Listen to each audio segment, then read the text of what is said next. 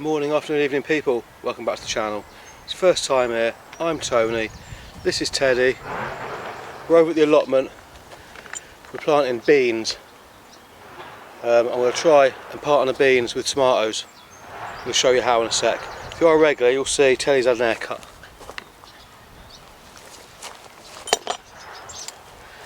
Anyway, so Haricot beans. Haricot beans. Now you know when you buy baked beans in a tin from the shop, this is what they are, Haricot beans. Now these have been on the windowsill. I've got them quite substantial already. In fact, they're actually starting to grow little beans. So it's time for them to go out. So I've got 4 plants there. I've got a load more germinating for another video that I'm doing. Because this year I'm going to do the 3 sisters method, which is sweet corn with beans growing up the sweet corn with squash at ground level. This is the corn.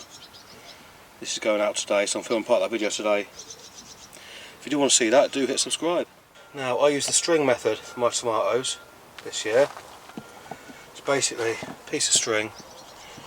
As the plant grows, you wrap it around the string as a support. Over here, I didn't have anywhere to tie the string, so I bought one of these. I've got one outside, so I'll give you a closer look outside. It's framed like this, just one's flat packed. I bought a packet of 3 of them off Amazon. I think it was about 18 quid for 3. I actually did buy them for growing squash. I'm going to grow a giant banana squash. I'm going to use this to train it to go upwards. I'll link them in the description. I'm not sponsored, by the way. Bought with no money. They also come with some of these little zip tie things and these. This is a brilliant idea. So say using string, you just clip that around the plant to the pole. That's what I've done with my tomatoes. Take you back in the polytunnel now and I'm going to show you. So there's one tomato plant down one edge, another tomato plant down the other edge, and these clips just get the plant on. So what I'm thinking, I can do Haricot bean in those 2 gaps there. And if the Haricot beans do end up growing up, I can always zip tie a stick to that, something along those lines. Anyway, let's get the Haricot beans in. Now I have put my gloves on because this straw mulch that I'm using is from the stables, straight off the muck heap. So it's got horse manure and stuff.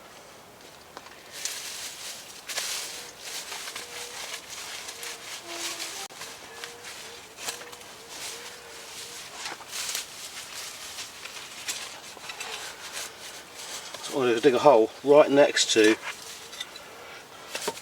the pole.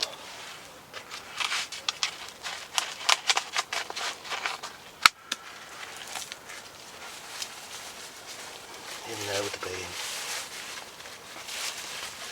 Get it nice and firm, get some mulch around it.